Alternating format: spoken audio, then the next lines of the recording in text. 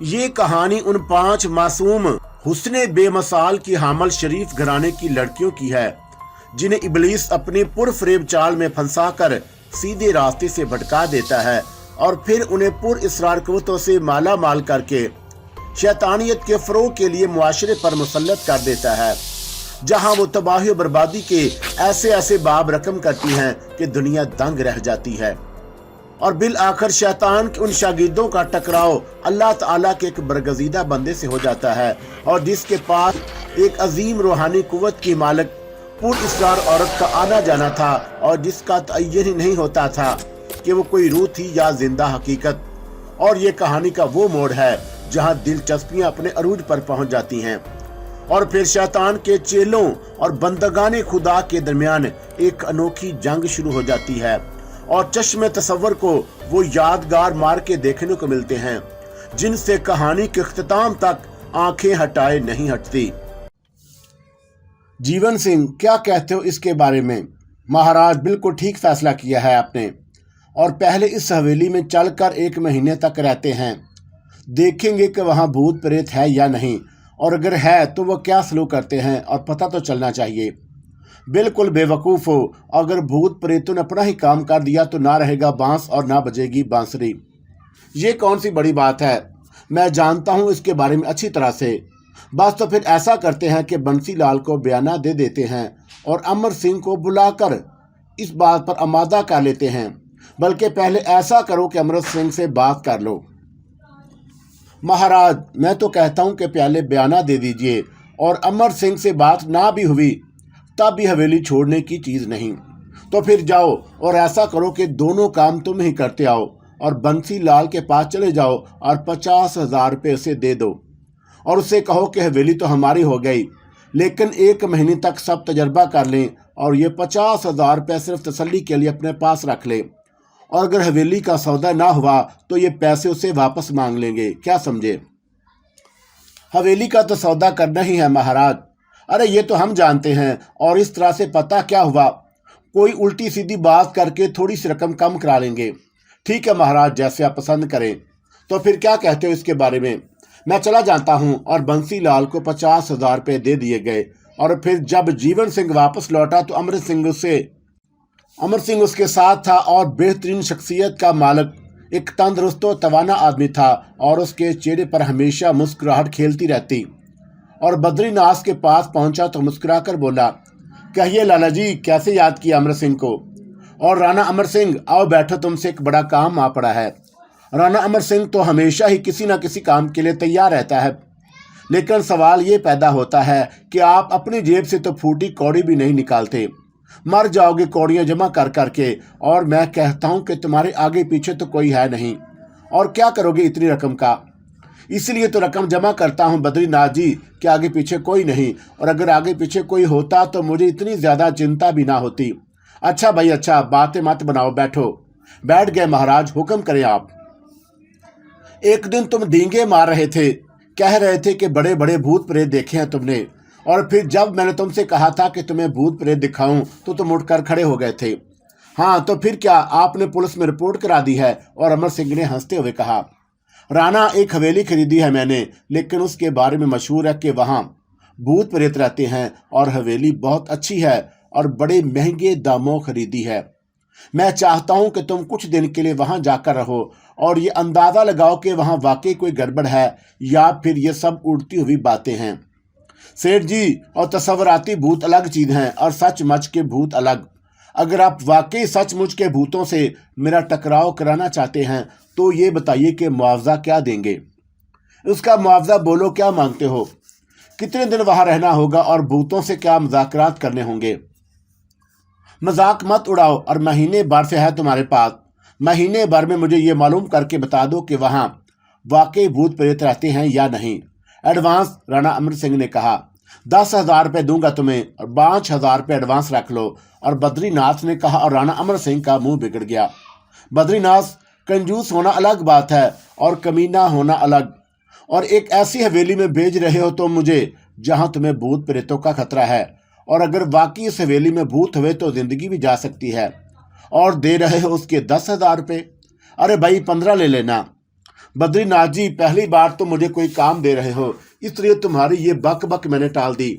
50,000 रुपये ले लूंगा और 30,000 रुपये एडवांस और 20,000 बाद में। अरे भाई, क्या कह रहे हो? बस जो कह दिया वो कह दिया, और एक पैसे की कमी नहीं होगी इसमें। या तो 30,000 रुपये एडवांस निकालो, या फिर ये समझ लो कि ये बात अब तक मजाक में हो रही थी। चाय पिलाओ मुझे और उसके बाद मैं चलता हूँ। देखो राणा, कुछ नहीं, 30,000 रुपये एडवांस या चाय की एक प्याली। यार तुम तो अजीब आदमी हो। अच्छा चलो कुछ कम कर लो। कमाल करते हो बद्रीनाथ जी, खुद जिस तरह के इंसान हो और दूसरों को भी ऐसा ही समझते हो। कह दिया ना मैंने कि रकम एडवांस लूंगा और एक पैसा भी कम ना लूंगा, रुकूं या जाऊं। अरे अरे, बुरा मानने की जरूरत नहीं, बस ऐसे ही। चलो ठीक है, तुम्हारी ही बात मान ली, लेकिन उसके बाद जो कुछ करोगे ईमानदारी के साथ करोगे, और हम तुम्हारी रिपोर्ट का इंतजार करेंगे। और ये जीवन सिंह जी तुम्हें अभी ले चलते हैं और हवेली दिखा लाते हैं। ठीक है, चलिए जीवन सिंह जी। महाराज आप भी आ जाइए और एक बार और गौर से हवेली का जायजा ले लें। आप जाइए जीवन सिंह जी, ले जाओ इन्हें, और राणा डरा रहा है। अरे अब ऐसा भी नहीं, चलो जीवन सिंह। और जीवन सिंह ने बराबर का दरवाजा खोल दिया और उसके बराबर बैठ गया। राणा ने कार स्टार्ट करके आगे बढ़ा दी और जीवन सिंह ने हवेली का पता बता दिया था। दिल में एक अजीब खौफ, एक अजीब सी दहशत जन्म ले रही थी। बहरहाल ये सब कुछ अपनी जगह था और खौफ अपनी जगह। हवेली तक का फासला तय हुआ और जीवन सिंह के पास थी चाबी और बढ़िया सा फाटक पर लगा हुआ मोटा सा ताला खोला, और अमर सिंह ने हवेली को दूर ही से देखते हुए कहा, वाह जीवन वाह, और ये जो आपका बद्रीनाथ है ना, वाकई बड़ा कंजूस आदमी है, और ये शानदार हवेली है। सौदा हो गया है उसका? हाँ राणा जी महाराज, सौदा हो चुका है। वीरान पड़ी हुई है, लेकिन कितनी बड़ी और कितनी आलीशान जगह है, और उससे बद्रीनाथ जी करोड़ों रुपया कमा सकते हैं। गलती हो गई मुझसे कि 50,000 रुपये मांगे उनसे, और उसके लिए तो ज्यादा मुआवजा होना चाहिए था। चलो खैर, काम कर दें, और बद्रीनाथ जी का इनाम भी तो दिया जाता है किसी बात पर। और राणा खुद ब खुद हंसा और वो लोग अंदर दाखिल हो गए। फिर राणा अमर सिंह हवेली का एक एक गोशा देखता फिरा और जीवन सिंह की हवा खिसकती जा रही थी। न जाने क्यों उसे यह एहसास हो रहा था कि कुछ आंखें उन दोनों की निगरानी कर रही हैं, और उनकी रीढ़ की हड्डी में सर्द लहरें दौड़ने लगी। लेकिन राणा अमरनाथ हवेली की शानो शौकत देखकर मरूब हो गया था। बहुत देर के बाद वो दोनों बाहर निकल आए, और बाहर निकलकर जब जीवन सिंह जी कार में बैठे तो उन्होंने राणा से कहा, राणा अमर सिंह, हवेली में भूत प्रेत रहते हैं या नहीं, और ये तो हवेली में आने के बाद ही मालूम होगा, लेकिन बहरहाल हवेली शानदार है, हाँ इसमें कोई शक नहीं। और उसके बाद राणा अमर सिंह ने जीवन सिंह को उनकी रिहाइश गाह पर उतार दिया और खुद अपने काम से चल पड़ा। 50,000 रुपये का काम मिला था, और मामूली चीज नहीं होते ये 50,000। 30,000 एडवांस भी मिल गए। बहरहाल मुकर्रर वक्त पर वो तमाम तैयारियां करके हवेली चल पड़ा। अब उसे क्या पता था कि हवेली के अंदर 5 खौफनाक रूहें उसके इस्तकबाल के लिए तैयार हैं और एक बेहतरीन मनसूबाबंदी कर चुकी हैं। इस वक्त भी उन्होंने अमर सिंह को देख लिया था जब वो हवेली का जायजा लेने के लिए दिन की रोशनी में यहां आया था। इस वक्त शाम के धुंधले साए तेजी से तारीकी में तब्दील हो रहे थे। चारों तरफ एक अजीब खामोशी और अफसुर्दगी फैली हुई थी। राणा अमर सिंह ने कार की बत्तियां बुझाकर इधर उधर देखा और दरख्तों की टहनियों से पत्ते झड़ चुके थे। दूर दूर तक उन पत्तों का फर्श था बिछा हुआ था। फिजा में रफ्ता रफ्ता खनकी बढ़ती जा रही थी और अमर सिंह ने मुंह खोलकर हल्की सी जमाई ली। उसके जहन में न जाने क्या क्या तसव्वुरात आ रहे थे और उसे हवेली के अतराफ भी इंतहाई वीरान लग रहे थे। गालबन उसकी वजह हवेली के असीब ज़दा होने का तसव्वुर था और कुर्बो जवार में आबादी थी, लेकिन हवेली से काफ़ी फासले पर। बेचारा बंसीलाल तो सिर्फ एक तरह से अपनी माँ की ख्वाहिश निभा रहा था और ये उसकी आबाई हवेली ही थी। उसका दादा पीर दादा और फिर बाप उसी हवेली में पैदा हुए थे और फिर मरे थे। माँ को हवेली से मोहब्बत थी, जबकि बीवी बेचारी जब से आई थी उस बात का रोना रोती रही थी कि इस हवेली में उसे डर लगता है और दर्जनों बार उसकी बीवी ने खौफ का इजहार किया था, लेकिन बंसीलाल माँ के आगे मजबूर था। बंसीलाल बेचारा माँ के आगे मजबूर था और यहाँ तक कि ये बेचारा अपनी मासूम बच्चे से हाथ धो बैठा। और फिर उसके बाद शहराजा ही मुंतशिर हो गया। बेहालत मजबूरी उसे हवेली छोड़नी पड़ी और बहरहाल अब वो इस हवेली में नहीं रहना चाहता था और ये हवेली बद्रीनाथ ने एक तरह से खरीद ली और वक्त के साथ सब कुछ ठीक हो जाता है। अब देखना यह था कि राणा अमर सिंह के साथ इस हवेली में क्या वाक़यात पेश आते हैं और वो आहिस्ता आहिस्ता हवेली में दाखिल हो गया। एक लम्हे के बाद उसके दिल में यह ख्याल आया कि हवेली कितनी वीरान और सनसान है और उसके हाथे में लगे हुए दरख्त कितने नंग धड़ंग। ऐसा मालूम होता था कि जैसे कुछ लोग लिबास उतारकर खड़े हो गए हों और हैबतनाक सन्नाटा। परिंदों की आवाज़ भी सुनाई नहीं दे रही थी, वरना दरख्तों पर परिंदे भी हो सकते हैं और मुमकिन है कि खज़ां रसीदा दरख्तों पर परिंदे भी बसेरा ना करते हों। बहरहाल रात आहिस्ता आहिस्ता अपना भयानक मुंह खोले आगे बढ़ रही थी और फिर अचानक उसकी निगाह एक तरफ पड़ी। हवेली के एक गोशी में रोशनी जल रही थी और ये रोशनी कहाँ से आई? उसने दिल ही दिल में सोचा और दिन में तो ये रोशनी नजर नहीं आई थी। बहरहाल वो उस हवेली के बारे में सोचता हुआ आगे बढ़ता रहा और फिर उसने सोचा कि ना जाने कितने अरसे से यह हवेली खाली पड़ी है और यह अक्टूबर का महीना और खज़ां का मौसम है। इस मौसम में तो आम तौर से वीरानी और सन्नाटे का राज रहता है और वो अंदर दाखिल हो गया। उसने अंदरूनी जेब टटोली और नरम चमड़े के बने हुए खूबसूरत बटवे से उसकी उंगलियां टकराईं और उसके जिस्म में मसरत की एक लहर दौड़ गई। उसने बटवा बाहर निकाला और जो नोटों से भरा हुआ था और ये वही रुपया था जो बद्रीनाथ ने उसे अदा किया था। उसने नोटों के इतिहास से गिनकर दोबारा बटवे में रख लिया और दिल ही दिल में वो हिसाब लगा रहा था कि 50,000 रुपये बद्रीनाथ से मिलेंगे और तकरीबन 1.5 लाख रुपए उसके बैंक में अकाउंट में मौजूद थे और अगर ये 50,000 रुपये महफूज रहें तो उसके पास 2 लाख रुपए हो जाएंगे। इन 2 लाख रुपए से वह यकीनी तौर पर कोई मनसूबा बंदी कर सकता है। बहरहाल वो कुछ इत्मीनान अंदाज में आगे बढ़ा और एक कमरे में दाखिल हो गया। उसके ज़हन में इस वक्त खुशगवार तस्वुरात आ रहे थे और ये जानबूझकर नहीं किया था, बस उस ख्यालात की रो बह गई, वरना अगर वो हवेली के बारे में सोचता तो मुमकिन है कि उसके ज़हन पर खौफ की फिजा पैदा हो जाती। उसने सोचा कि अब उसे शादी कर ही लेनी चाहिए, हालांकि वो उम्र के उस दौर से गुजर रहा था जहां जवानी रुखसत होने लगती है और उधेड़ उम्र शुरू हो जाती है। फिर उसने मुस्कुराते हुए सोचा कि अगर जेब में रकम हो तो उम्र को कोई नहीं देखता और हसीन और तालीम याफ्ता औरत आसानी से मिल जाती है। ये तमाम बातें सोचता हुआ वो एक खूबसूरत कमरे में एक नशस्त पर बैठ गया। दफतन ही उसने चौंक कर सोचा कि यहाँ रोशनी करने वाला कौन हो सकता है और दिन में जब वो यहाँ आया था तो जीवन सिंह ने उसे बताया था कि यहाँ कोई भी मौजूद नहीं। रोशनी के बारे में पहले उसने यही सोचा था कि हो सकता है यहाँ ज़रूरत की बिना पर कोई रोशनी मुसलसल जलाई रखी गई हो, लेकिन इस वक्त वह समझ नहीं पा रहा था कि यहाँ कोई है या नहीं। पता नहीं और उसकी कौन सी हिस्स उसे ये एहसास दिला रही थी कि कोई ना कोई यहाँ मौजूद है। बहरहाल और ये एहसास कितना ही पीछा छुड़ाने की कोशिश की जाती उस पर मुसल्लत हो रहा था कि यहाँ इस इमारत से उसे ये पता लगाना है कि इसमें आसीब वगैरह है या नहीं। और इमारत की वीरानी तो इस बात का इज़हार करती थी कि कैफियत खतरनाक है, लेकिन बहरहाल वो एक दलेर आदमी था और उसने ये चैलेंज बिला वजह कबूल नहीं कर लिया था। जिंदगी में खौफ व दहशत नाम की किसी चीज़ से उसका कभी गुजर नहीं हुआ था, लेकिन बहरहाल फिर भी इंसान तो इंसान होता है।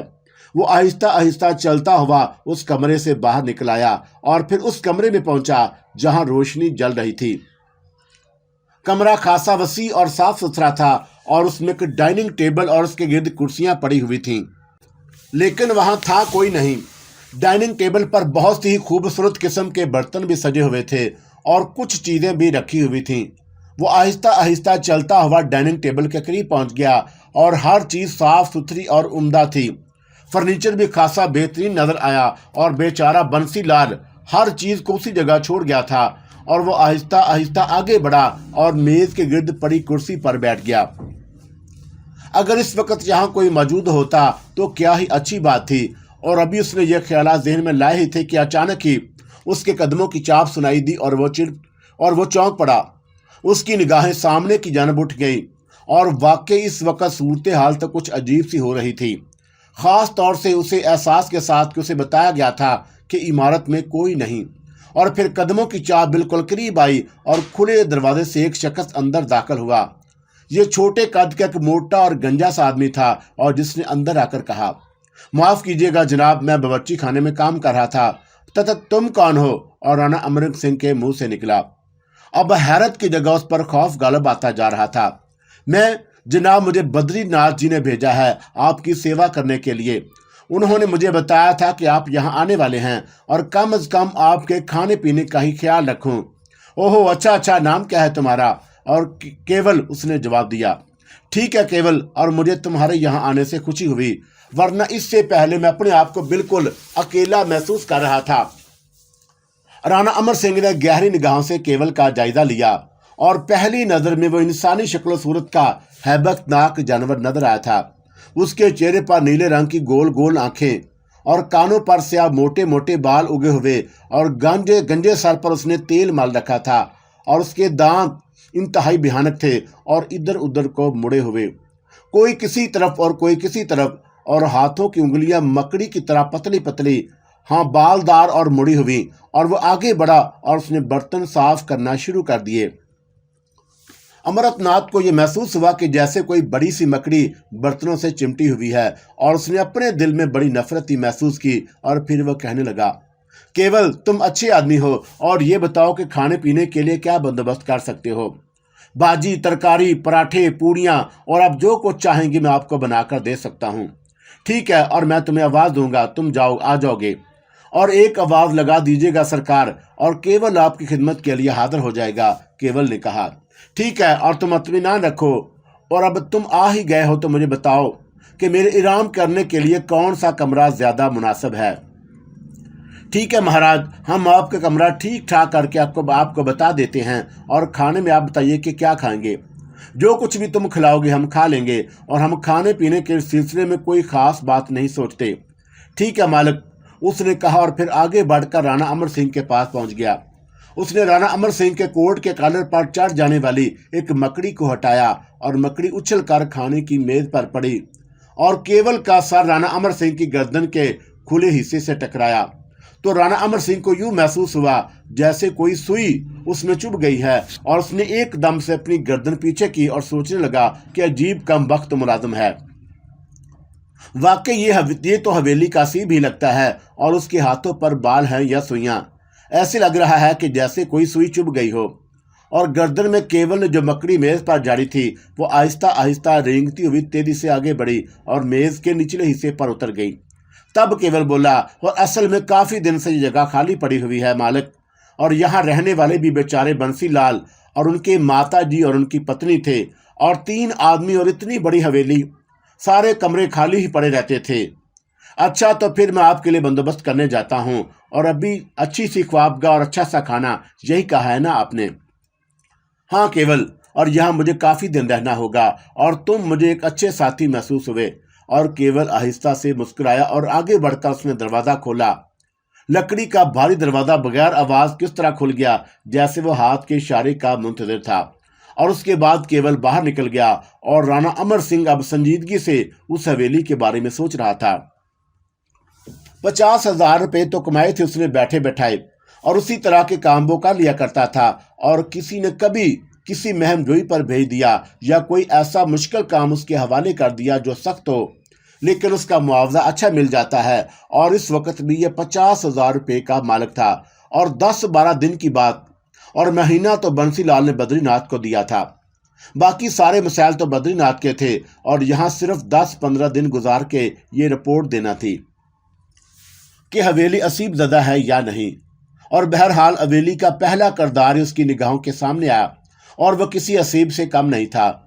राणा अमर सिंह ये तमाम बातें सोच रहा था, और उधर वो मोटा और भद्दे जिस्म का इंसान जिसने अपना नाम केवल बताया था कमरे से बाहर निकलकर अंदर पहुंच गया था। और वो मकड़ी जो राणा अमर सिंह की गर्दन पर चढ़ गई थी, मेज से उतरने के बाद तेज रफ्तारी से उसी सिमत चली गई थी जिधर केवल गया था, और वहां से निकलकर वो राहदारी में आ गए। राहदारी में रूपा, रीमा और रजनी एक बड़ी सी दीवार के पीछे छुपी हुई थी, और केवल आहिस्ता आहिस्ता चलता उनके पास पहुंचा तो अचानक वह चक्कर लगाकर घूमा और उसकी शक्ल रागिनी की बन गई। रागिनी ने मकड़ी की जन्म देखा तो मकड़ी भी सीधी हो गई और उसका हजम बढ़ने लगा, और फिर उसके बाद राधा की शक्ल इख्तियार कर गई और वो हंस रही थी। रूपा ने पूछा कि क्यों खी खी कर रही है, और वह सुन लेगा तेरी आवाज। उसका तो पहली कोशिश में ही हुलिया खराब हो गया है, और वो क्या करेगा हमारा, समझ रही हो ना तुम। और क्या हुआ मुझे बताओ तो सही। अरे ये रागिनी बड़ी नटखट है, और ऐसी शक्ल बांधकर उसके सामने पहुंची कि उसका तो क्रियाक्रम ही हो गया, और मैंने देखा था कि वो बुरी तरह डर रहा है, और वो तो मकड़ी बनकर उसके कंधे पर चढ़ गई थी। मैं कहती हूँ कि आहिस्ता आहिस्ता डराओ उसे, और एक दिन में ही ये भाग जाएगा तो क्या मजा आएगा। हाँ ये बात तो है, और तफरीह कर लेंगे उसकी। ठीक है, और तुम लोग जरा एहतियात रखो, और राधा तुम ज्यादा शरारतें नहीं करो, और रागिनी को जो कुछ वो कर रही है करने दो।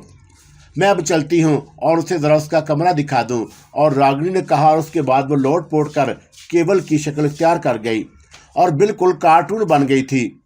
चारों लड़कियां पेट पकड़ पकड़ कर हंसने लगीं, और रजनी ने कहा, तुम लोगों ने जो कुछ किया है बस ये समझ लो कि हद कर रखी है। अब बताओ कि ये कोई शक्ल है बनने की जो रागिनी बनी है। अरे राजनी, तू हर वक्त हमें नसीहतें मत किया कर, और सबसे छोटी और सबसे खोटी, और अभी तक तो तू ही बची हुई है, और कोई काम नहीं दिया है तुझे आशीष भगोरत ने। और अब कि हमें मिलेंगे तो उनसे कहेंगे कि ये इतनी नन्ही भी नहीं, और अभी तक इसे कोई काम ही नहीं दिया गया। और रजनी खामोश हो गई थी, और बहरहाल रागिनी केवल के बहरूप में आगे बढ़ी, और कोठी का उन्होंने पूरी तरह जायजा ले रखा था। चुनाचा रागिनी ने अपने तौर पर एक कमरा राणा अमर सिंह के लिए मखसूस कर दिया, और कुछ देर के बाद वो राणा अमर सिंह के कमरे का दरवाजा खोलकर अंदर दाखिल हो गई, और राणा उसका मुंतजिर था। जल्दी से उठकर खड़ा हुआ, और केवल, तुमने मेरे लिए कमरा मुंतखब कर लिया। आइए महाराज, और मैं आपको आपके कमरे तक ले चलूं। चुनाचा वो राणा अमर सिंह को साथ लेकर चल पड़ा, और राणा अमर सिंह केवल के पीछे पीछे जा रहा था। और फिर केवल जिस कमरे में पहुंचा उसका दरवाजा खोलकर उसने राणा अमर सिंह को अंदर आने के लिए कहा, और राणा अमर सिंह की आंखों के सामने अंधेरा छा गया। कमरे में उसे कुछ नजर ही नहीं आ रहा था, और उसे अपने कदमों तले किसी नरम नरम चीज का एहसास हुआ, और उसने सोचा कि यह कोई दबीज कालीन है। और इतनी देर में केवल ने आगे बढ़कर रोशनी कर दी, और राणा अमर सिंह ने पूछा, केवल, तुम्हारे अलावा यहाँ कोई और नहीं है? बताया तो था ना मालिक कि यहाँ कोई भी नहीं, और हम भी इस हवेली में नए नए आए हैं, और पहले कभी यहाँ नौकरी करते थे और बाद में नौकरी छोड़कर चले गए। अच्छा, और ये कोठी तो सुना है कि किसी बंसीलाल की थी? जी महाराज, और 4 अफराद रहते थे इसमें, 3 बड़े और एक छोटा, और फिर यह घर छोड़ दिया गया। मगर हम 100 नौकरों के एक नौकर हैं, इसलिए आप चिंता न करें, और जो चीज़ भी आपको चाहिए होगी वो हम आपको। और अचानक ही एक रोशनदान से कोई चीज राणा अमर सिंह के कंधों पर कूदी, और राणा अमर सिंह की हलक से एक चीख निकल गई, लेकिन वह फौरन ही संभल गया।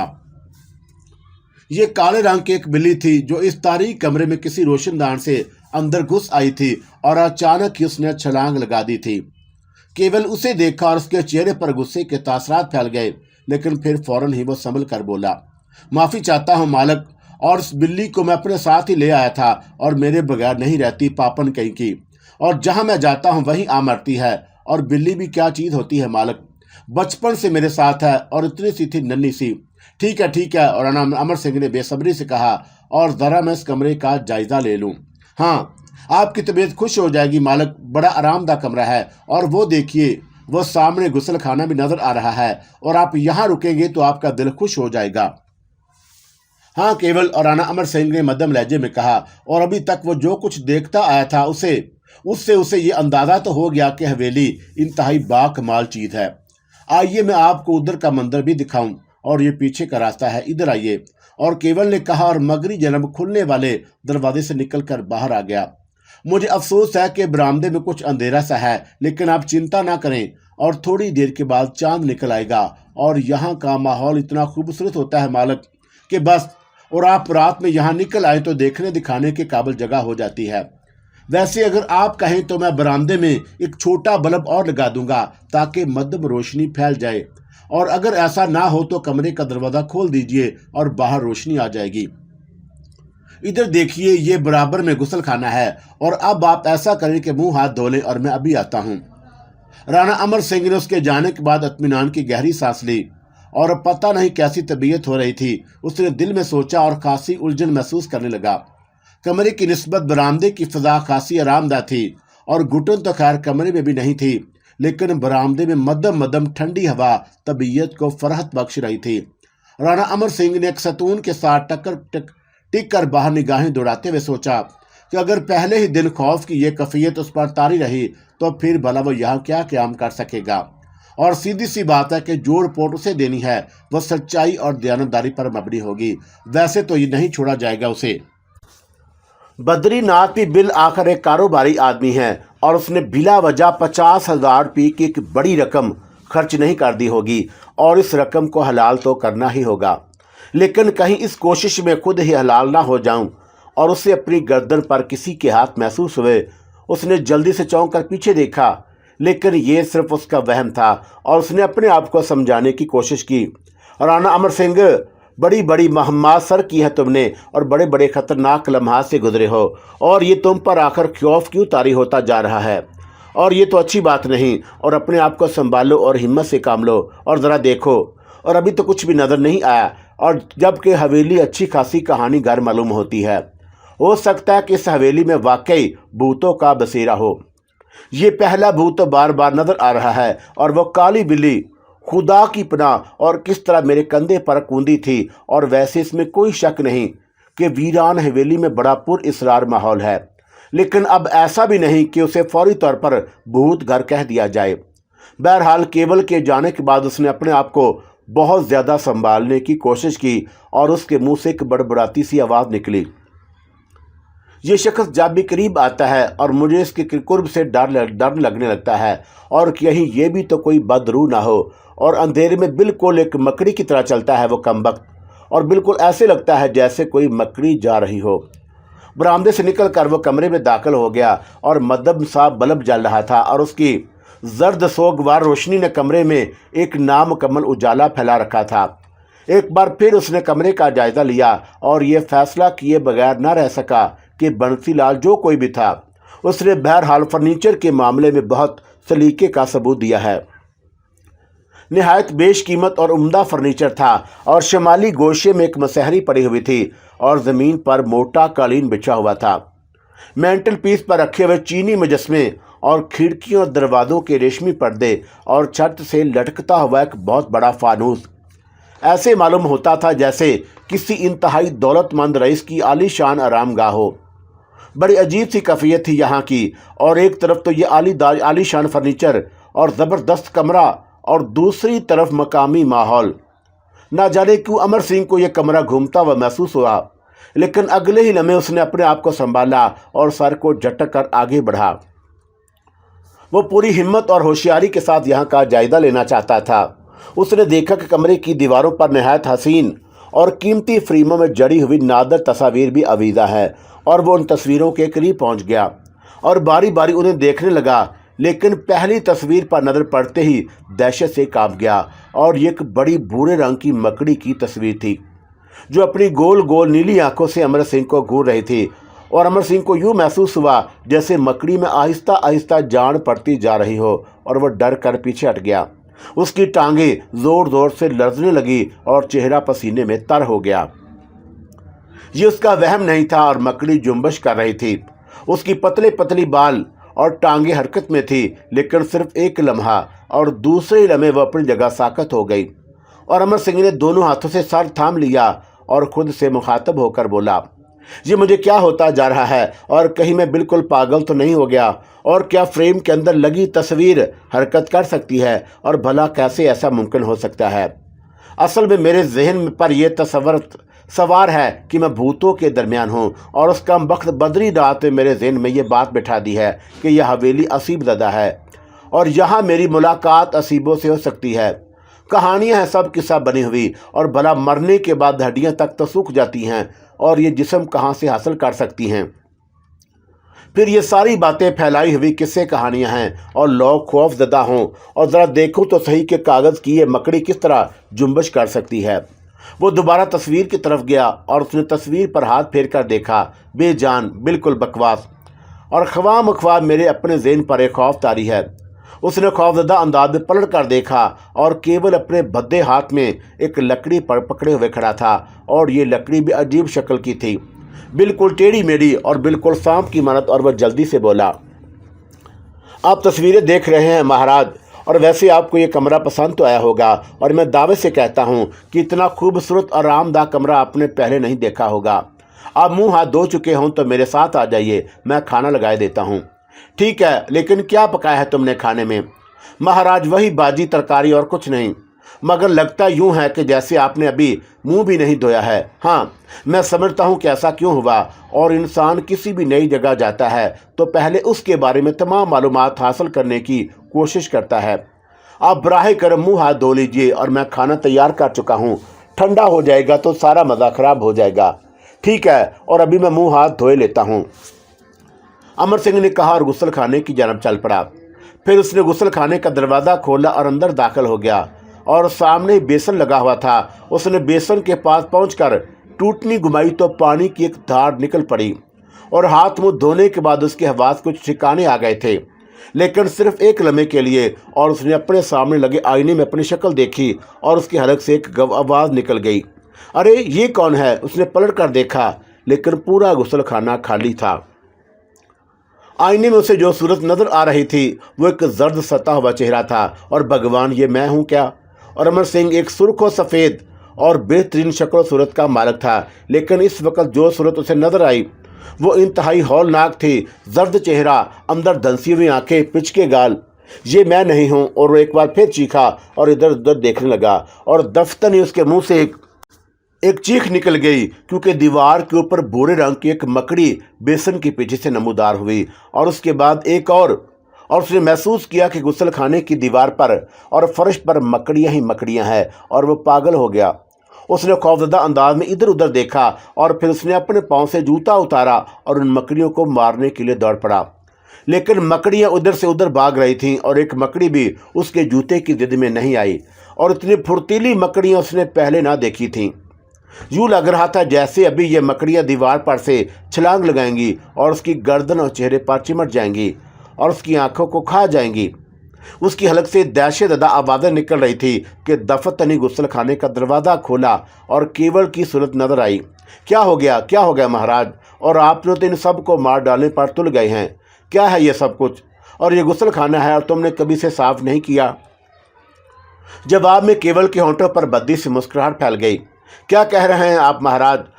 ये सब तो हवेली का एक हिस्सा हैं, और जिस तरह किसी घर में इंसान रहते हैं उसी तरह बहुत सी चीज़ें यहाँ रहती हैं, सांप, बिच्छू, मकड़ियाँ और दूसरी बहुत सी चीज़ें। और वैसे आपने इन मकड़ियों पर गौर नहीं किया कि दुनिया की सबसे खूबसूरत मकड़ियाँ हैं, और महाराज मुझे इन सब से बड़ी मोहब्बत है, और मैं इनसे प्यार करता हूँ।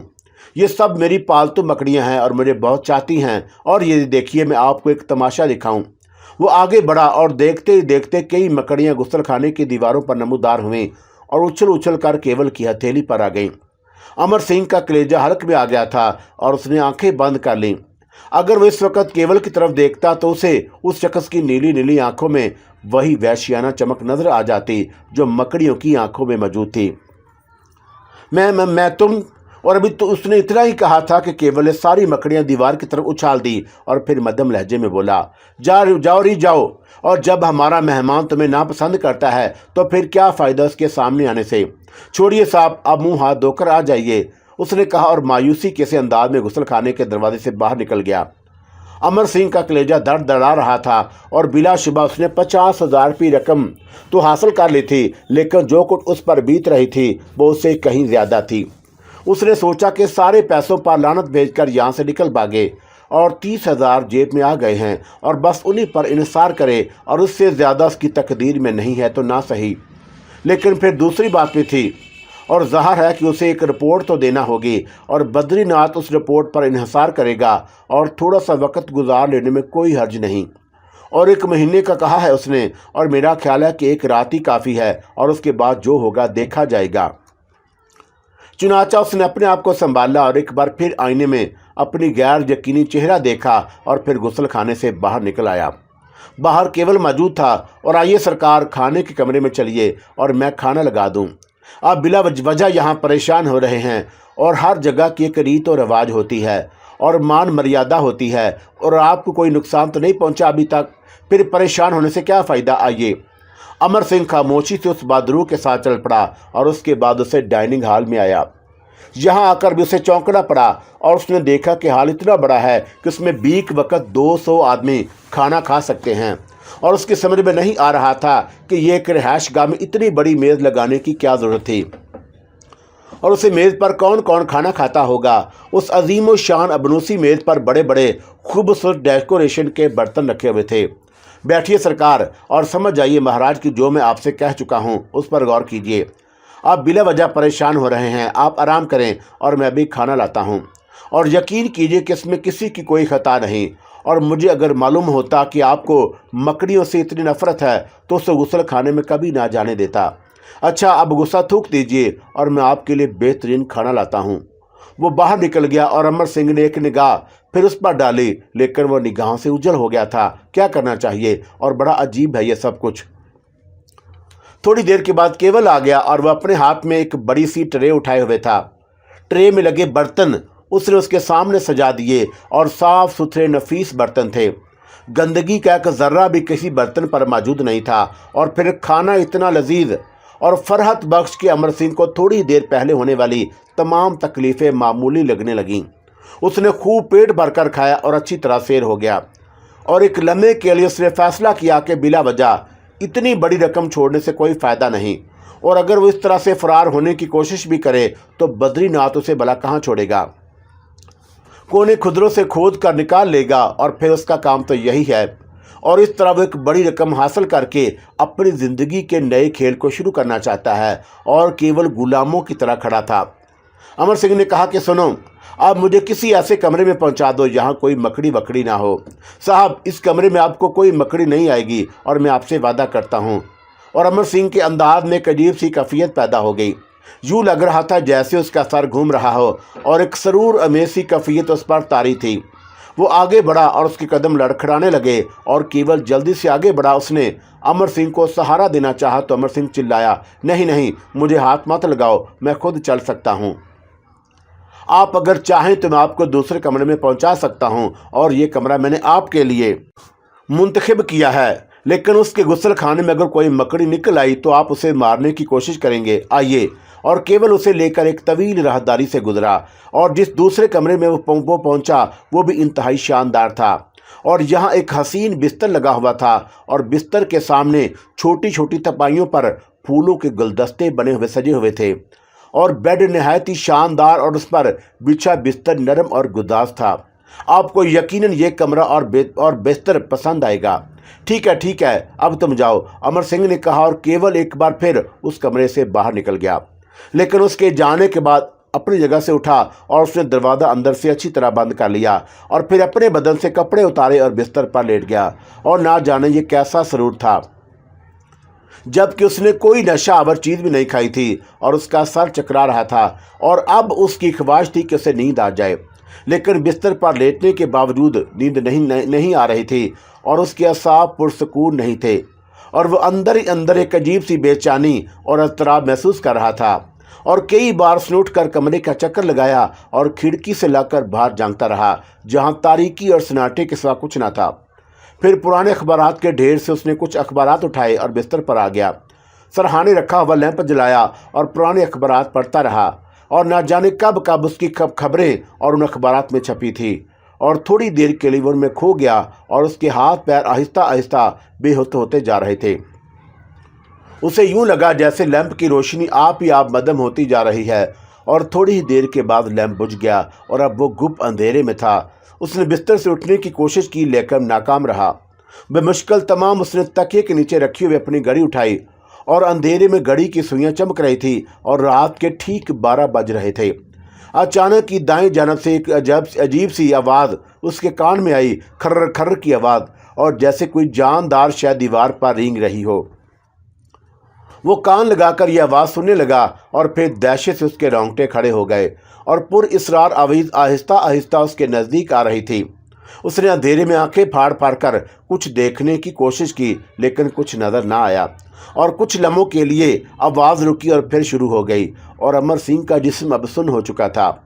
इंतहाई कोशिश के बावजूद वो बिस्तर से जुम्बश ना कर सका। आवाज़ और करीब आ गई, खर्र खर्र, और अमर सिंह के जहन में सिर्फ एक ही तस्वर उभरा, मकड़ी।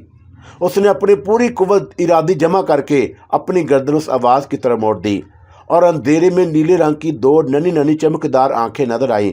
और फिर अचानक उन आंखों के सामने एक अजीब मकड़ी का जीता जागता हयोला बन गया।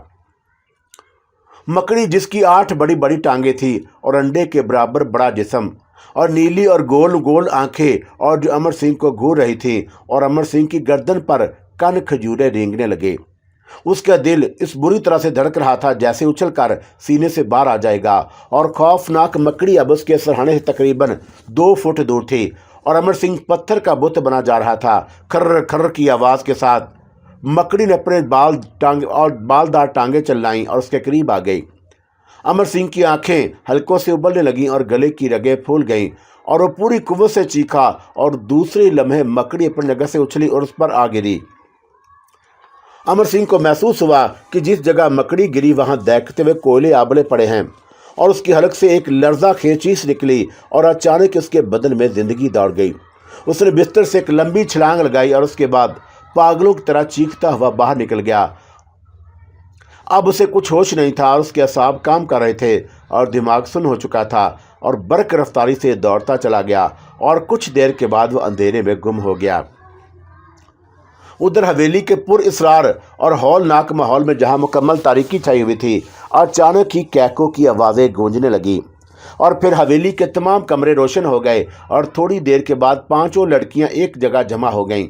वो जिन्होंने मकड़ियों का रूप धारा हुआ था और जो अपनी हर कैफियत बदल सकती थीं।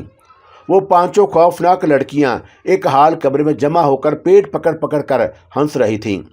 चलो ये बहादुर तो गया, मगर मशगला दिलचस्प है और ऐसे बहादुरों को हम इस तरह डराएंगे कि देखने वालों और सुनने वालों के कलेजे पानी होकर बह जाएं।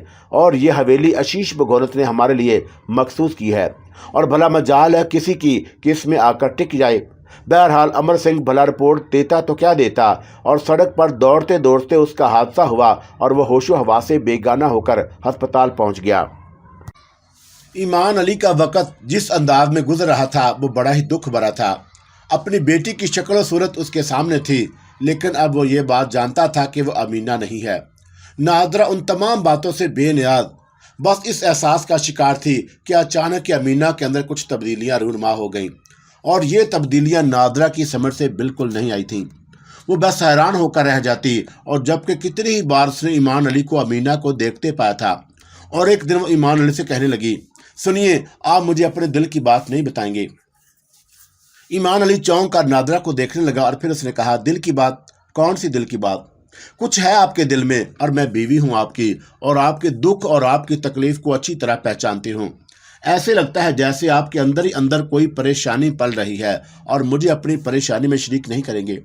अच्छी बीवी हो और बहुत अच्छी बीवी हो, अल्लाह ताला का शुक्र है, और मुझे कोई परेशानी नहीं, बिल्कुल ठीक हूँ। और तुम्हें ये एहसास आखिर क्यों होता है? बस मुझे यूँ लगता है जैसे आप खामोश बैठे अमीना को देखते रहते हैं। ऐसे लगता है जैसे उसके बारे में आप किसी तशवीश का शिकार हों। ईमान अली दिल ही दिल में इस बात का एतराफ़ किया कि नादरा वाकई एक समझदार औरत और अच्छी बीवी है, और शोहर के हर एहसास का ख्याल रखना अच्छी बीवियों का ही काम होता है। बहरहाल नादरा को तो ईमान अली ने यह कहकर मुतमिन कर दिया और उसकी हद से ज़्यादा मोहब्बत ने उसे यह एहसास दिलाया है, वरना सब ठीक ठाक है। लेकिन खुद ईमान अली कांटों के बिस्तर पर लौट रहा था और सारे वजूद में अंगारे भरे हुए थे, और उससे ये गम खाए जा रहा था कि उसकी वजह से उसकी बेटी मुसीबतों में गिरफ्तार हो गई। बहरहाल औलाद के लिए इंसान दुनिया की हर शय कुर्बान कर सकता है, और ईमान अली ने यह फैसला किया था कि कुछ भी हो जाए बेटी को अपनी ज़िंदगी में हर कीमत पर वापस आना होगा, और बजाय उसके कि दिल को दुख और दर्द का शिकार करके वक़्त गुजारी की जाए, बेहतर यह होगा कि जो रहनुमाई की गई है उसके ज़ैर असर काम किया जाए। और इस सिलसिले में उसने फौरी फैसला किया कि नाग चंद्र के खिलाफ कोई काम शुरू किया जाए। बेटी की ज़िंदगी के लिए उसका बदन महफूज कर देना और दुनिया का अहम तरीन काम था। हालांकि एक जिंदा वजूद उसके सामने था, लेकिन जो कहानी उससे मुंसलिक थी उसके तहत अपनी बेटी के साथ ही एक ज्यादती करना होगी। उसके साथ नहीं, बल्कि उसके जिस्म के साथ के जिसके अंदर एक और रूह पल रही है, और अपनी इस छोटी सी रिहाइश गाह में यह अमल नहीं हो सकता था। चुनाचा कोई ऐसी जगह तलाश की जाए, और फिर शायद ये भी तकदीर की रहनुमाई थी। और एक गुजरा हुआ वाकया ईमान अली को याद आ गया और बहुत पुरानी बात थी। एक दिन वो कहीं गया हुआ था और वहां से वापस आ रहा था और आसमान बादलों से ढका हुआ था और जिस सड़क पर वो सफर कर रहा था वो ना हमवार थी और ईमान अली साइकिल पर सफर कर रहा था। और जब तेज बारिश शुरू हो गई तो पनाह लेने के लिए ईमान अली ने इधर उधर देखा और सड़क से कोई आधा किलोमीटर पर ईमान अली को एक इमारत नजर आई। जमाना कदीम की कोई यादगार थी और लाल ईंटों से बनी हुई और जिस पर अब काहे के सवार कुछ नहीं था और एक बड़ा सा गुंबद, एक बड़ा सा दर और बारिश से बचाव के लिए बहरहाल एक अच्छी छत मौजूद थी। वो इमारत के पास पहुंच गया और इमारत बाहर से बसीदा लेकिन अंदर से निहायत मजबूत थी। उस पर नक्शो निगार का काम हो रहा था, लेकिन ईमान अली जिस दीवार के पास जाकर बारिश से बचने के लिए खड़ा हुआ वहां एक तहरीर पोशीदा थी और ये उस तहरीर से ये अंदाजा हुआ कि वो एक तय खाने की रहनुमाई करती है। चुनाचा ईमान अली के दिल में तजस्सुस पैदा हुआ और तहरीर के मुताबिक बताई हुई पुर इसरार जगहों में पहुंचकर उसने एक तय खाना दरियाफ्त किया। तय खाने में अजीबो गरीब अशिया मौजूद थी, लेकिन ऐसी कोई चीज नहीं थी जिससे जाहिर होता कि इन नकूश में जो रहनुमाई की गई है वो किसी खास चीज की तरफ इशारा करती है। वैसे तय खाने में छोटे छोटे पत्थर के बुत नजर आए और किसी हिंदू दौलतमंद ने ये इमारत बनवाई थी। बहरहाल इस तय खाने को देखकर ईमान अली को अजीबो गरीब से एहसासात हुए थे और इस तय खाने से उसने कोई फायदा नहीं उठाया। लेकिन आज उसके ज़हन में यह तय खाना आया तो उसने सोचा कि क्यों ना उस तय खाने से फायदा उठाया जाए और फिर इस सिलसिले में काम शुरू कर दिया गया। ये सारा काम ईमान अली ने इंतहाई राजदारी के साथ किया और वो कुछ ऐसी चीजें लेकर वहां पहुंच गया जो इस सिलसिले में जरूरी हो सकती थी। बड़ा अजीब सा काम था और ऐसा काम जिसका किसी जिंदा इंसान ने ख्वाब में भी तसव्वुर ना किया हो। ईमान अली का दिल कट रहा था, लेकिन उसका सरमाया हयात उससे छिन गया था और वो उसके लिए सख्त अफसुर्दा था। बहरहाल इस सिलसिले में और कोई अमल नहीं किया जा सकता था और किसी को अगर इसके बारे में कुछ बताता तो लोग खामोशी के सवार कुछ नहीं कर सकते थे। नागचंद्र के बारे में सभी जानते थे कि गंदे अलूम करता है और लोग उससे डरते भी थे, और अगर किसी को उसके बारे में बता भी दिया जाता तो वो क्या कर सकता था। बहरहाल ये सारा खेल शुरू होने वाला था और धर्मवती जो अब अमीना के वजूद में पोशीदा थी, इन तमाम बातों से बेनियाद अपना काम कर रही थी। थोड़ा सा वक्त बाकी रह गया था और उसके बाद जो होना था वो एक पुर इसरार अमल था। चुनाचा ईमान अली को यह कार्रवाई करना पड़ रही थी और फिर उसने तय खाने में जाने के सिलसिले में जो नकूश थे वो मिटा दिए ताकि कोई और उनको पढ़कर वहां तक ना जा सके, और जिंदगी का ये अजीबोगरीब खेल शुरू हो गया। कभी कभी ईमान अली इंतहाई फसुर्दगी के आलम में सोचता कि इस खेल के लिए उसका इंतखाब क्यों किया गया।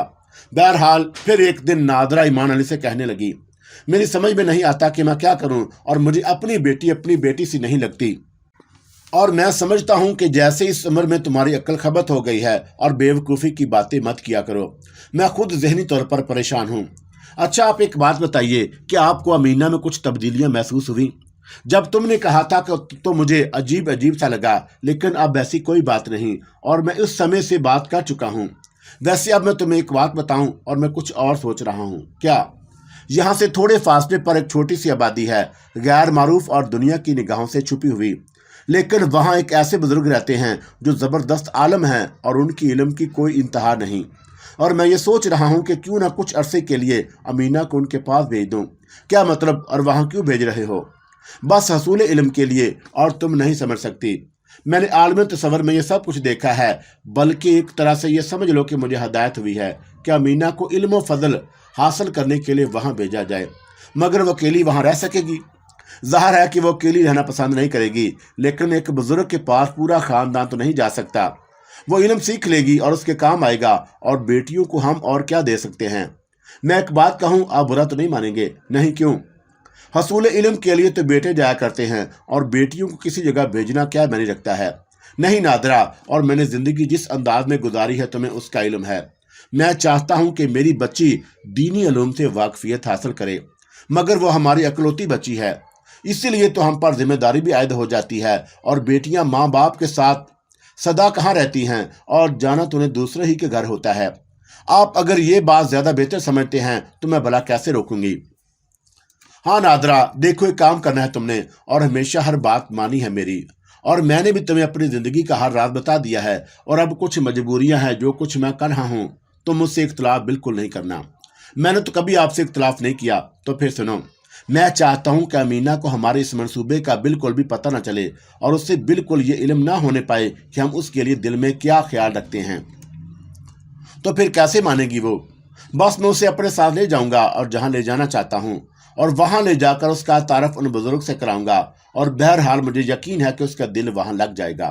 और नादरा की आंखों में आंसू आ गए थे। उसने कहा, ठीक है, मैं जानती हूं कि आप जो कुछ अपनी बच्ची के लिए करेंगे वो अच्छा ही होगा। और फिर ईमान अली रात को सारी रात रोते रहे और उन्होंने बेटी के लिए सिर्फ दुआएं ही मांगी। और गर्ज ये कि तमाम तैयारियां मुकम्मल हो गई और अब सिर्फ अमीना को ले जाना बाकी था। ईमान अली का दिल रो रहा था, लेकिन उससे क्या होता है, और तकदीर बाज़ औक़ात जो फैसले करती है उस पर अमल तो करना ही पड़ता है, और चाहिए बेहालत मजबूरी ही क्यों ना हो।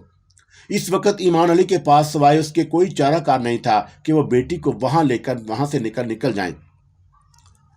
बाप तो नागचंद्र भी था और उससे उससे उसकी बेटी भी छिन गई थी और बीवी भी, और गम उसके दिल में भी इतना ही था और तड़प भी उतनी ही थी। लेकिन फर्क इतना सा था कि उसने दूसरों को नुकसान पहुंचाते हुए कभी ये बात सोची नहीं थी कि जो कुछ वो कर रहा है उसे किसी को क्या तकलीफ पहुंचेगी या क्या नुकसान पहुंचेगा। धर्मदास को उसने मट्टी में मिला देने के लिए कोई कसर नहीं छोड़ी, और बात सिर्फ थोड़े से पैसों की थी, और रिज़्क तो हर कोई कमाता है, और अपनी जिंदगी के लिए ना सही अपनों के लिए ही सही। लेकिन बहरहाल हराम और हलाल में भी कुछ होता है, और जो लोग उसे भूल जाते हैं और दूसरों को तकलीफ देकर अपना पेट भरते हैं उन्हें बहरहाल तकलीफ तो होती ही है। बहरहाल वो अपनी तमाम तर बुराइयों के साथ अपने कामों में मसरूफ था और पूरी तरह मौलवी ईमान अली का मुकाबला करने के लिए तैयार। उसने आर्जी तौर पर अपने जादू मंत्रों से काम लेकर अपनी पत्नी और बेटी के वजूद में अमीना को कैद करके बेटी को जिंदा रखा था, और उसके बाद वो मुसलसल अपनी कोशिशों में मसरूफ था। बेशक धर्मवती अमीना के बदन में ईमान अली के घर में मौजूद थी और जादू मंत्रों से काम लेकर नागचंद्र दिन रात इस चक्कर में लगा हुआ था कि कोई खास तरीका कार इस्तेमाल किया जाए, और काले जादू के अमल में वो काफी आगे निकल चुका था। उसके कब्जे में गंदी रूहें थीं और उनसे मुसलसल मालूमात हासिल करता रहता था। बहरहाल ये जानता था कि बेटी किसी आम घर में नहीं, बल्कि वहां भी इल्मो अमल का राज है, और मौलवी ईमान अली भी कोई खमामूली शख्सियत नहीं। बहरहाल इस वक्त भी वह अपनी जादू नगरी में बैठा हुआ अपना काम कर रहा था, और उसके सामने बदसूरत और बदनुमा मखलूक भयानक शक्लों में मौजूद थी और वो उससे सवालात कर रहा था। हाँ, क्या कर रहा है इस वक्त वह मुसलमान बूढ़ा? अकाल कंड, और वह अपनी रिहाइश गाह के गिर्द हिसार कायम कर चुका है, और हम वहां जाते हैं तो जलती लकीरें हमारे बदन को छूने लगती हैं, लेकिन जब हम उन लकीरों को अबूर करते हैं तो हमारे पैर मिल जाते हैं। इसलिए हम अंदर नहीं जा सकते। अबूमा, तू बता, और तेरे अंदर तो बड़ी शक्ति है और कहीं जाए बगैर सारी बातें मालूम कर लेती है। हाँ कालकंठ, और मेरा अपना अंदाजा है कि मुसलमान आलम अपनी बेटी के बारे में जान चुका है। क्या? और नागचंद्र चौंक पड़ा। हाँ, वो जान चुका है कि उसकी बेटी के शरीर में तेरी बेटी की आत्मा मौजूद है। क्या बक रहा है, और क्या मतलब है तेरा? और क्या वो धर्मवती को पहचान चुका है? और नागचंद्र ने दहशत भरी आवाज में कहा, हाँ, वो पहचान चुका है। अब क्या होगा अबूमा, अब क्या होगा? जो होना था वो हो चुका है स्वामी, अब और क्या होगा? और क्या हो चुका है? और नागचंद्र ने खौफजदा लहजे में पूछा। ये तो हमें नहीं मालूम, लेकिन हम इतना जानते हैं कि अब धर्मवती उसके कब्जे में है। और तू क्या, उसने अपने ही बेटी के बदन को खत्म कर दिया है, हलाक कर दिया है। और क्या उसने उसे नहीं?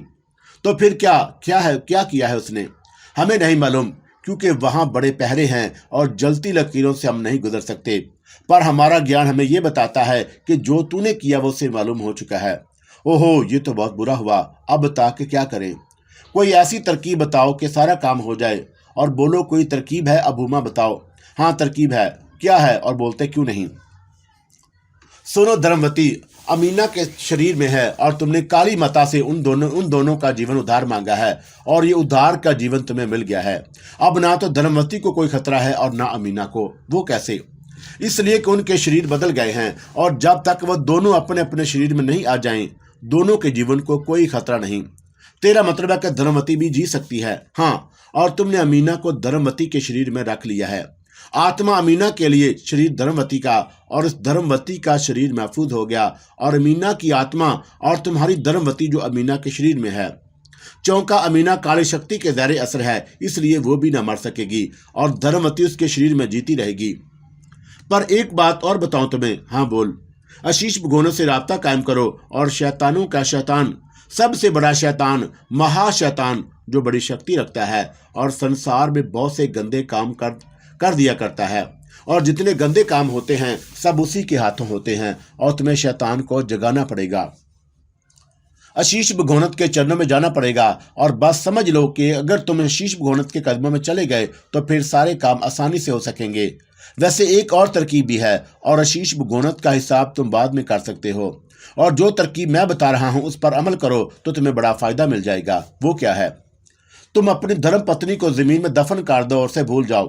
पर एक बात मैं तुम्हें बता दूं कि जब तुम जमीन से कहोगे कि तुम्हारी धर्म पत्नी का शरीर खराब ना हो और जमीन उसे महफूज रखे, तो समझ लो कि तुम्हारी धर्म पत्नी का शरीर उस समय तक खराब नहीं होगा जब तक तुमने उसे जमीन की हिफाजत में दिया हो।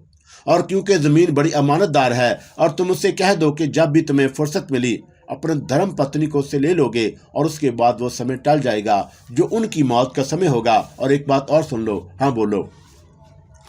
अगर मुसलमान को पता चल गया तो तुमको कुछ भी नहीं कर पाओगे। ओहो, और मैं तो उसे ऐसा सबक सिखाऊंगा कि वो मरने के बाद भी याद रखेगा, और उसने जो कुछ किया है उसके लिए जीवन भर अफसोस करता रहेगा। बस यहां तक हमारी अकल थी, और आगे तुम्हारी अकल होगी। तुम्हारी अकल जहां तक तुम्हारा साथ दे सकती है उसे इस्तेमाल करो, और वो करूंगा जो संसार में किसी ने ना किया होगा। और मेरी अकल बहुत आगे है और उसका मुकाबला कोई नहीं कर सकता। तो फिर ठीक है, और अपनी अकल को आजमाओ और देखो कि तुम क्या कर सकते हो। बहरहाल बहुत से मशवरे उन बदरूहों ने दिए थे, और फिर वो उसके जिस्म के सामने पहुंच गया और जो उसके कब्जे में था, और ये उसकी बेटी धर्मवती का जिस्म था, लेकिन उसमें रूह अमीना की थी। और वो उसके सामने पहुंचा और उसने अपने इल्म से उसे जगाया, और फिर मध्यम लहजे में बोला, धर्मवती, धर्मवती। लेकिन धर्मवती ने आंखें नहीं उठाई थी, और तब उसने कहा, अमीना, बोल अमीना। हाँ चाचा जी, अब बोलो क्या बात है। और धर्मवती के जिस्म में अमीना की आवाज उभरी, और चाचा नहीं हूं मैं तेरा। बचपन से जब भी मैंने तुझे देखा चाचा कहा। हाँ, लेकिन तेरे पिता ने मुझसे सारे रिश्ते तोड़ दिए। इसमें मेरा कोई कसूर नहीं चाचा जी। और एक बात मैं जानती हूँ कि मेरा बाप कभी गलत काम नहीं करता, और जरूर तुमने कोई ऐसी बात की होगी और जिससे मेरा बाप तुमसे नाराज हो गया, और मैं उसे उसकी नाराजगी का मजा चखा दूंगा। ये तुम्हारा जाती मामला है, मगर ये बताओ कि तुमने मेरे साथ क्या किया है। वही जो तेरे पिता ने मेरी बेटी के साथ किया, मगर इसमें मेरा कसूर तो नहीं, तेरे पिता का तो है।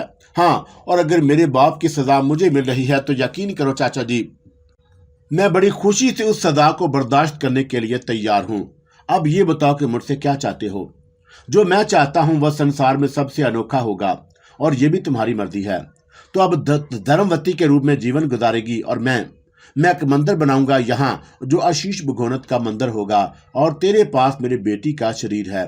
तू मुसलमान है ना, और तूने अपने धर्म में जीवन गुजारा है, पर जरा गौर कर कि तू आशीष भगोनत की दासी होगी, समझी, और आशीष भगोनत की दासी। और मैं तुझे ज्ञान ध्यान सिखाऊंगा, और वो कर दूंगा जो तेरे साथ जो कभी किसी ने किसी के साथ ना किया होगा।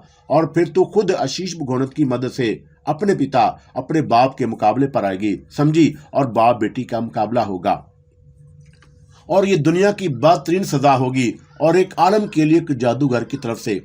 तुम ऐसा कभी भी नहीं कर सकोगे चाचा जी, अमीना ने बड़े इत्मीनान से कहा। और तुम क्या करोगी, मुझे कैसे रोकोगी? और एक बात कहूं चाचा जी। हाँ हाँ जरूर बोल। मैं एक मुसलमान की बेटी हूं, और मुझे बचपन ही से अल्लाह और उसके रसूल सल्लल्लाहु अलैहि वसल्लम का नाम सिखाया गया है, और मैंने कलाम पाक के थोड़े सिपारे भी हिफज किए हैं। और अगर मैं उनका विरद शुरू कर दूं तो तुम्हारा सत्यानाश हो जाएगा। लेकिन चाचा जी, मैं कहती हूँ कि तुम खुद मुझे आज़ाद कर दो। तुझे आज़ाद कर दूं, मैं कर दूंगा जरूर, लेकिन मेरी बेटी को कौन आज़ाद करेगा? और चाचा जी, ये अल्लाह की मर्जी होती है, और दुनिया में कोई किसी को नहीं मार सकता, और ये जादू टूने, ये सारे खेल आर्दी होते हैं, और सबसे बड़ा नाम अल्लाह का है। और चाचा जी, इस नाम के सहारे सारी दुनिया चल रही है, और तुम्हारी एक सांस भी तुम्हारी अपनी नहीं। बस बक बक करना शुरू कर दी अपने बाप की तरह। नहीं चाचा जी, सिर्फ मेरा बाप ही ये बक बक नहीं करता, बल्कि कायनात का पत्ता पत्ता यही सब कुछ कहता है, और बस कान चाहिए उन आवाज़ों को सुनने के लिए, और समझ लो कि सारी कायनात का मरकज यही सब कुछ है। मैं इस मरकज को खत्म कर दूंगा, और तुम क्या कर सकोगे चाचा जी? और दुनिया में बड़ी बड़ी कहानियां फैली हुई हैं, शिद्दाद, फिरौन, नमरूद, और सब ने ऐसे ही दावे किए थे, लेकिन कोई कुछ ना कर सका। ठीक है, और अभी बहुत सा समय बाकी है, और मैं तुझे एक मंत्र बताता हूँ, वो पढ़ और तेरी आत्मा को शांति मिलेगी। पागल हो तुम चाचा जी, अब तो मुझे यही कहना पड़ रहा है तुम्हारे लिए, और मेरी रूह पूरी तरह पुरसकून है, और मैं अच्छी तरह जानती हूँ कि अल्लाह ताला को इंसान का इम्तिहान लेना मकसूद होता है, और अगर मैं इस इम्तिहान में पूरी उतर गई तो जिंदगी में इससे बड़ा काम मेरे लिए और कोई ना होगा। और तुम बिल्कुल मेरी फिक्र मत करो कि मेरा क्या होगा। जो मंत्र मैं बता रहा हूँ वो याद कर। और नागचंद ने गुराते हुए लहजे में कहा और एक मंत्र दोहराने लगा, और धर्मपति के रूप में अमीना के होंठों पर मुस्कुराहट फैल गई, और उसने कहा, ऐसा कभी ना होगा चाचा जी, ऐसा कभी ना होगा। होगा तो ऐसा बेटी कि सारा संसार देखेगा, बस थोड़ा सा वक्त निकल जाने दे, और मैं जरा तेरे पिता से निमट लूं, क्या समझी। और नागचंद ने गुराती हुई आवाज में कहा, और वो ये समझ रहा था कि अमीना को डरा धमका कर अपना काम निकाल लेगा, लेकिन ऐसा ना हुआ, और वो बदस्तूर नाकामियों में घिरा रहा। दोनों ही ये बात जान गए थे कि क्या कार्रवाई करनी है, मगर सबसे ज्यादा दुख भरी बात यह थी कि दोनों में से कोई भी हार नहीं मान सकता था। बुराई दूसरी शक्ल इख्तियार कर गई थी, लेकिन बेचारा मौलवी ईमान अली भी मुसीबतों में गिरफ्तार हो गया था, और वो कुछ भी नहीं कर सकता था, और उसे भी वही सब कुछ करना पड़ रहा था। बहरहाल वो नागचंद्र की चालों से होशियार था, और हर रात पर गहरी निगाह रखे हुए था। नागचंद्र अपने शैतानी ज़हन से नए नए मंसूबे बना रहा था, और फिर उसने एक बिल्कुल ही नया मंसूबा बनाया। एक दिन सुबह उसने ऐलान किया कि रात को उसकी बीवी और बेटी का अचानक ही इंतकाल हो गया, और उसने अपने जानने वालों को इस बात की इत्तला दी, और 2 मसनूई लाशों की आरती बना दी, और उन आरतियों को लेकर वह शमशान घाट पहुंच गया।